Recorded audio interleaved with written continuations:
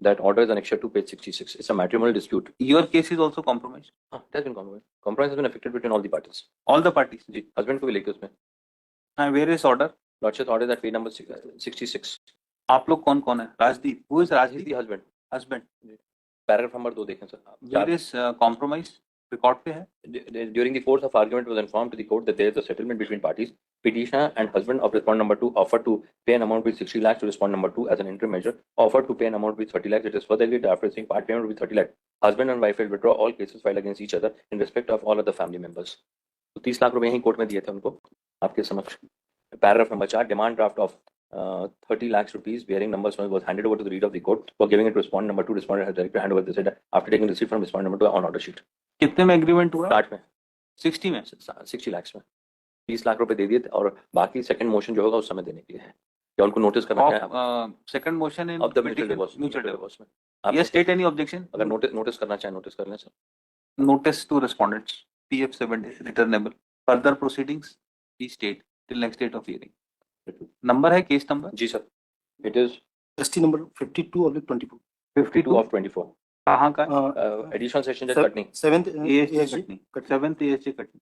Learned senior counsel submitted that cases of other relatives has been quashed by this court for its order dated so and so. There is compromise between the parties. Notice to respondent. Further proceedings shall remain state till next date of hearing. Number 96. Application for restoration of the MCRC number. Yes. Restoration of the MCRC number. कब कितनी पुरानी है? Sir अभी 2023 की sir. वो मेरी गलती. 23 की है? हाँ मेरी गलती, मैं पहुंच नहीं पाया. Application is registry is directed to restore for reason stated. Number 99. Lordship. Yes. This is application under section 482 CRPC has been filed seeking quashing of proceedings and criminal prosecution of MJCR case number 196/2023. Online का notice नहीं हुआ. इसमें diary है? Diary case diary में नहीं. Yes. इसमें ground ये है लॉर्डशिप की हमारा जो डिसोल्यूशन ऑफ मैरिज है that is pass on 21/9/2022 and इन्होंने जो कंप्लेंट फाइल की है वो आफ्टर 1 मंथ की है. नोइंग दैट फैक्ट और कंसीलिंग दैट फैक्ट कि हमारा डिसोल्यूशन ऑफ मैरिज ऑलरेडी हो चुका है. उसके बाद हमारे ऊपर डोमेस्टिक वायलेंस लगाया हुआ है. एक्स पार्टी है क्या? हाँ एक्स पार्टी है. Dissolution of marriage was x party और बाई पार्टी? एक्स पार्टी है. एक्स पार्टी तुमको पता ही नहीं होगा. ऑलरेडी 1 मंथ हो चुका था, नोटिस भी गया था, उसके बाद कंप्लेंट फाइल हुई है. उनको पता नहीं होगा इसलिए तो notice to respondents payment of PF 7 days. Counsel appearing for petitioner submitted that FIR ये complaint case है. FIR है. कंप्लेंट है.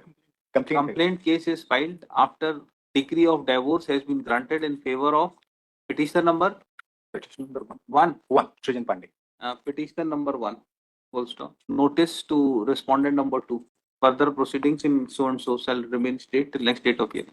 Number 103 published. Earlier, my lord, wife filed a suit for divorce, my lord. Separation decree is granted by the court, my lord. Thereafter, they have filed a separation of this fact, my 125 application. So What happened initially?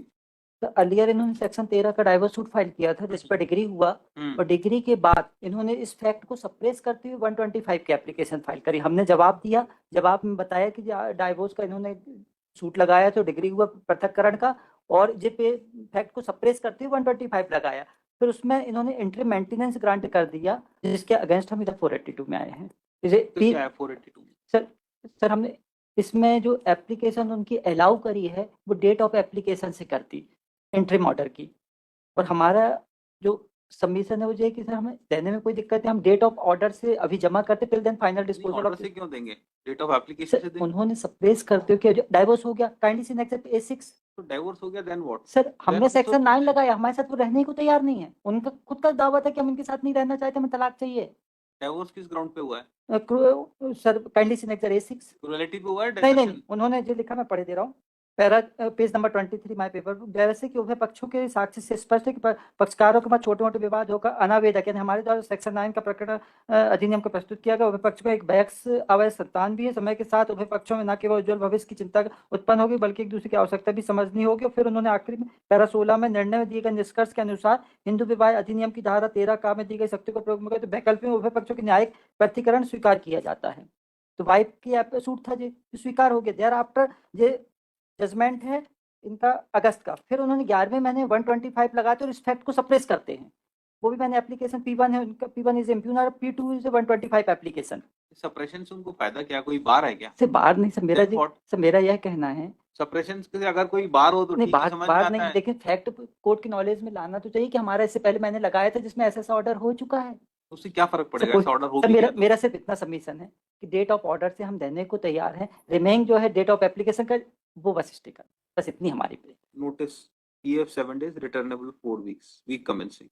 Sir उतना सा तो sir maintenance नहीं stay करेंगे। Sir maintenance का हम maintenance 4/4/2024 से order है वो हम कंटिन्यू दे, सिर्फ जो बैक है वो बस सर। तो पैक का भी आधा जमा कर दीजिए। सर उतनी तो गुंजाइश है, 11,500 तो हमारी साल की इनकम है, वो 3,000 रुपये महीना बन रहा 3000 भी ठीक है। है सर, उतना सा बस। Notice, yes, next.